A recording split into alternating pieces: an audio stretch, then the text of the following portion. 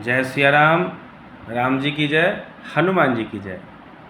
कल एक हमारे संत मित्र का फ़ोन आया तो उन्होंने कहा कि कुछ लोग के मन में ये भ्रम है कि राम जी ने शंबुक का वध किया था और इसलिए वध किया क्योंकि वो एक दलित थे और तपस्या कर रहे थे।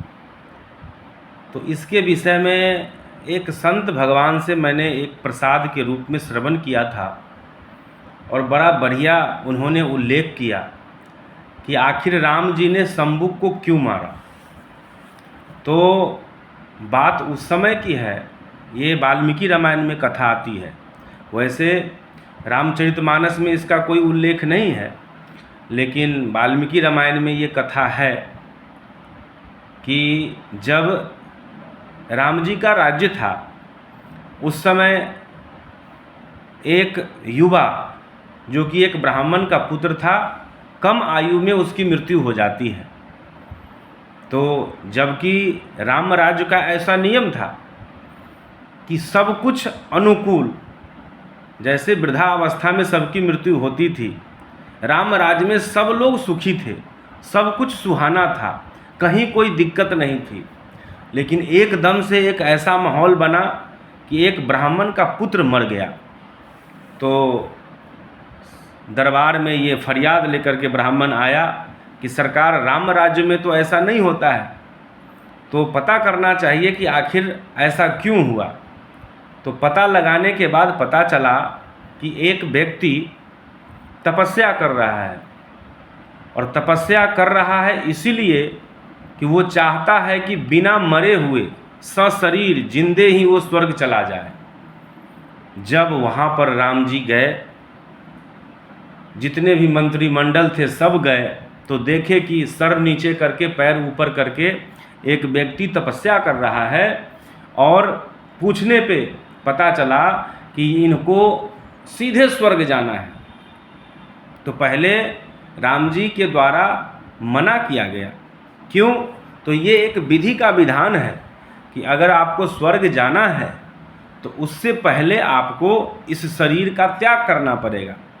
क्योंकि यही हठ, राम जी को तुरंत याद आ गया कि जो ये व्यक्ति हठ कर रहा है, यही हठ हमारे पूर्वज महाराज हरिश्चंद्र के पिता श्री त्रिशंकु जी महाराज ने किया था। त्रिशंकु जी महाराज के मन में भी एक बार यही बात आई कि हम सीधे स्वर्ग चले जाएं। तो जाकर के सबसे पहले वशिष्ठ जी के पास गए। वशिष्ठ जी नहीं थे, उनके पुत्रों ने मना कर दिया कि नहीं नहीं, ऐसा नहीं होता है। हे राजन, अगर आपको मरना है, अगर आपको स्वर्ग जाना है तो सबसे पहले आपको मरना पड़ेगा, इस शरीर का त्याग करना पड़ेगा। लेकिन हठी राजा त्रिशंकु बात को नहीं माने और सीधे विश्वामित्र जी के पास चले गए। विश्वामित्र जी ने इस बात को स्वीकार कर लिया और अपने तप के बल पर त्रिशंकु को सीधे स्वर्ग भेज दिया। अब जब स्वर्ग वहाँ पर गए तो वहाँ से स्वर्ग लोक से इनको वापस धकेल दिया गया कि नहीं नहीं, स्वर्ग आने का एक प्रोटोकॉल होता है, एक प्रक्रिया होती है, सीधे कोई स्वर्ग नहीं आ सकता है। स्वर्ग आने के लिए पहले तुम्हारे ये जो मृत भुवन में जो शरीर मिला है, इस शरीर का त्याग करना पड़ेगा। बात को माना नहीं। इधर से विश्वामित्र जी भेज रहे हैं, उधर से स्वर्ग के जितने भी अधिकारी हैं वो ठेल रहे हैं, वापस कर रहे हैं। कई सारी बाधाओं को पार करने के बाद नतीजा ऐसा हुआ कि आज भी त्रिशंकु लटके हुए हैं और इस त्रिशंकु के हठ के वजह से विश्वामित्र जी और वशिष्ठ जी में घमासान युद्ध हुआ। कितने लोग मारे गए, कितनों का वध हो गया। आज राम जी सोच रहे हैं कि इसी हठ को लेकर के हमारे पूर्वज त्रिशंकु जी का यह दुर्दशा हुआ कि आज भी त्रिशंकु लटके हुए हैं और उसी त्रिशंकु के लार से एक नदी कर्मनाशा नदी बन गई। और जिस नदी का यह प्रमाण है कि जो लोग उसमें स्नान करते हैं उनका बढ़िया कर्म जो है नष्ट हो जाता है, उसका नाम ही है कर्मनाशा। तो राम जी आज विवश हो गए कि ये व्यक्ति हठ पे है कि आज हम सशरीर स्वर्ग जाएंगे, और किसी एक व्यक्ति के हठ के लिए सारा समाज, सारा संसार में उथल पुथल हो जाए, कितना वध करना पड़े, तो उसको स्वीकारा नहीं जा सकता है। और मजबूरन राम जी ने शंभुक का वध किया। इसमें कोई ये नहीं सोचे कि वो शूद्र थे इसलिए वध किया गया, वो वैश्य थे इसलिए वध किया गया। राम राज्य में यही नियम था, गलत चाहे जो कोई भी हो, राम जी ने उसको सजा दिया है।